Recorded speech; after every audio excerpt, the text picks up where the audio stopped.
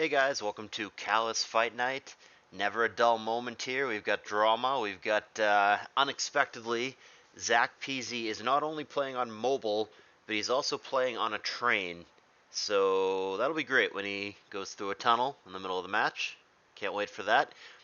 We've got our defending champ Kristyl on the bottom, and like I said, Zacpz, our challenger, on the top.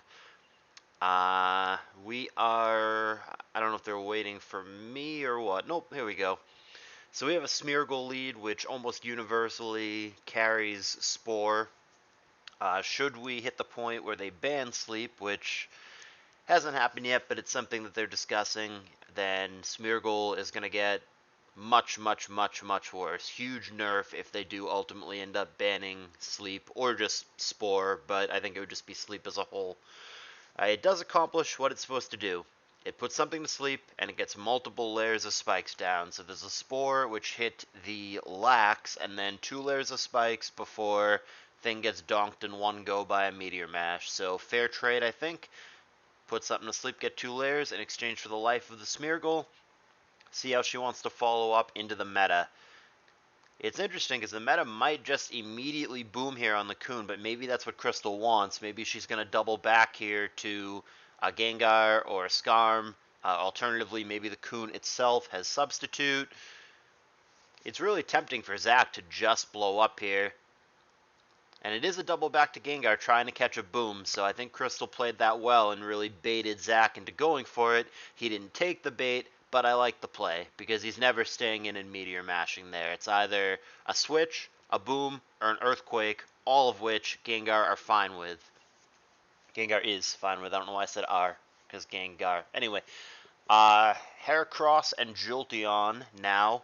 Obviously an aggressive team for Kristyl, which, I mean, given the lead, Smeargle was basically always going to be the case, right? I mean, what lead Smeargle team is actually secretly a TSS team? It's like not a thing. It's only on aggressive teams, so this is largely what I would expect. I mean, it basically looks like a Jolteon Spike Stacks team for Kristyl, only she's opting for the lead Smeargle instead of the more traditional Skarmory in the spiking slot, which I think is actually fine, because you don't get boned by Mag, you get the Spore off. Hell, I mean, maybe it even gets a boom off. It didn't in this case, but boom is obviously something that Skarm can't do. All in all, I think it's fine. I also want to remind you guys that this is actually the third to last fight night of the season. There's going to be next week and then the week after, and that's it. August 1st is the last one because that following Sunday, August 8th, is when play-ins start for CALLOUS Invitational. 1 week from today, July 25th, is when I'm going to be sending out main event invitations. Obviously, I can't guarantee when people are or are not going to get back to me. Hopefully sooner rather than later. But keep an eye in the channel to see as those accepts and inevitable declines, unfortunately, rattle in. And hey, there's a disconnect from Zacpz. Kind of suspected this might happen. May have gone through a tunnel on the train. Now the question is how long? How long is the tunnel? Are we like really dealing with a timeout here, or is it just going to take a minute and then he comes back? I've never had to, like I said, I had another awkward one of these with somebody who was disconnecting a few weeks or a month or two ago, whatever it was, not super long ago. And I made the same remark then, that I've never had to restart a fight night match or just give somebody an activity win or something mid-match. I've never had to address the situation. Fight night matches have always played out, but what would happen if on turn 9, for example, someone just disconnected by a tunnel because they're on the train?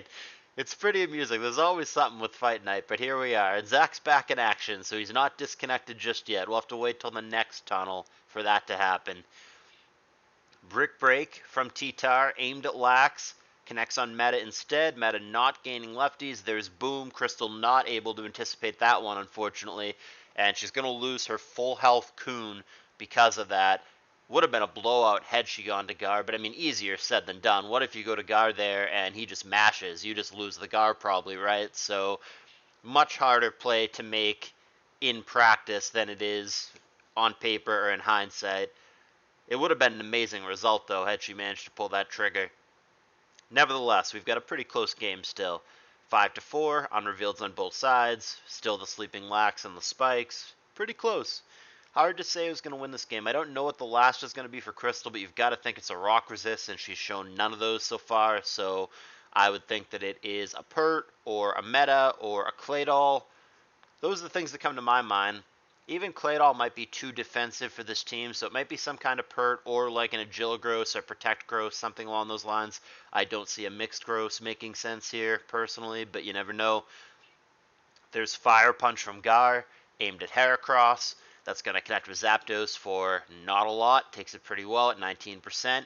There's Agility from Zapdos. I believe the Jolteon, yeah, it already showed Roar the last time it was in, so not going to be able to really pass that in any meaningful way. And indeed, it is Roar, so might as well do something on the way out. Ends up just being Hidden Power, 23%. There's no reason not to do that. So now Kun in, Kun out. Heracross gets foddered off to T-Bolt, and we bring ourselves to a 4-4. But the last poke for Zacpz is Marowak, which is probably not what Kristyl wanted to see.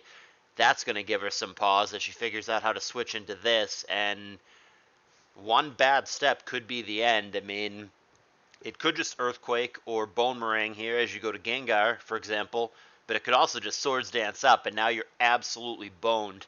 Alternatively, it could Swords Dance, and, well, you should just smash it, right? Hit it twice with Hidden Power and kill the damn thing. Don't let it Swords Dance.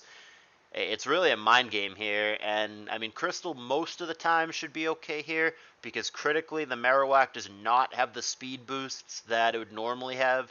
The point of the team from Zacpz is to pass those agility boosts with the Zapdos to the Marowak, so you pass the agility, then it Swords Dances once as it eats whatever hit, and then it just sweeps at +2/+2 with that thick club. But without the speed boosts, this should be manageable. It should not sweep Kristyl. All that said, that is not to say that it wouldn't do some big boy damage. It very well may, but it shouldn't sweep. So the question is, how much damage can it do on the way out? And it certainly has potential to KO a poke or two. Kristyl is obviously the one taking the timer here, and I can't blame her. This is a weird spot. I mean, if you just click Hidden Power and Zach just clicks Earthquake or Bone Meringue, Jolteon's dead. If you click Roar, it's interesting. That's high risk, high reward. I mean, it gets rid of the Marowak, makes it hit spikes again on the way in next time, and it gets rid of the Swords Dance boost that it may or may not do. But the trade-off is that you just lose the Jolteon if he attacks. So the turn ends up going Hidden Power Double Edge, which I think is fine for both players. That just results in a 1v1 trade after Gengar comes in to revenge the Marowak. So Jolteon down, Marowak down. I think that was fine from both sides. Leaves us in a 3-3 situation, but crucially, remember, Zach is still sleeping with the Lax, and there's also the 2 layers of spikes. Here's yet another moment in this game, this time in the reverse situation, where a player is not able to anticipate the boom. I think Zach, had he known that boom was coming that turn, would have had it land on the sleeping Lax as opposed to the healthy Zapdos, but that's not the way that it played out. So here we are, 2-2, sleeping Lax and Kun against Tar. Tar goes down. Kristyl, our defending champ, down to her last poke, which, as I thought it would be, is Metagross. Agilagross should get it done here. I mean, Kun, I guess, could sleep and try to stall it out, but Meta wins the majority of the time. It eventually finds an attack raise and gets it done with Earthquake. It could also be a non-rest Kun on what seems to be a pretty offensive team here. Game doesn't appear to be over, but Zach is saying GG. I'm not clear as to why that is. Does he not have any outs at all? Can he not survive one attack here and then get a crit with Surf, for example? Or hell, I mean, if it's an offensive Kun, can't Zach simply freeze the meta with Ice Beam here? Okay, goes for Surf, gets a crit, doesn't do it. And there is Salic Gross, so it's now faster, but I mean, that's not relevant. It was already faster, and it was already faster than the Lax, obviously. But this still doesn't look over to me. Can't the Lax live one Meteor Mash here, wake up, and kill it? There's the attack, and the attack raise, but it doesn't wake. So now it's done because we just click Earthquake. But that felt like a premature GG for Zach. I feel like there were a couple things that could have happened there. If it's an off Kun, it could have just gone for Ice Beam and gotten a freeze, which it didn't even attempt, so maybe he didn't have it. Because he did get the crit Surf, actually, and it was nowhere near enough, so Ice Beam would have been the play. But let's say he doesn't have Ice Beam. He goes for the Surf, he gets the crit, whatever. Even then, I still don't think it was GG because the Lax, like I said, could have woken up and we don't know its attacks, but there's multiple things that could have happened. It could have body slam, gotten a para, then followed up with a kill. It could have gotten a Shadow Ball crit. It could have simply just had Earthquake, which would have been enough without a crit. It feels like there were ways out of that game for Zach. I thought that GG was premature.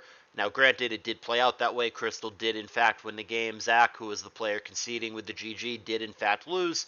But I thought that he still had outs, and there were still things that could have happened there for him to win. Who knows? But Kristyl on quite a roll. She's won, I think this is the third week in a row. Third or fourth? Third, I believe.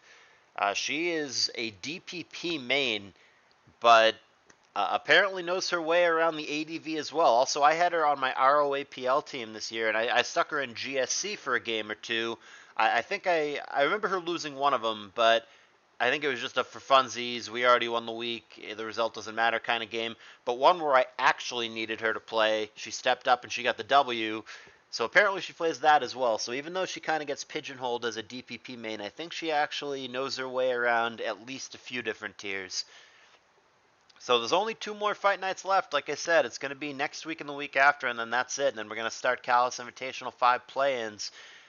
We'll see if Kristyl can hold this championship the whole way through and fend off 2 more opponents, but let's not get too far ahead of ourselves. Let's stick with 1 opponent at a time, and let's find out who that's going to be.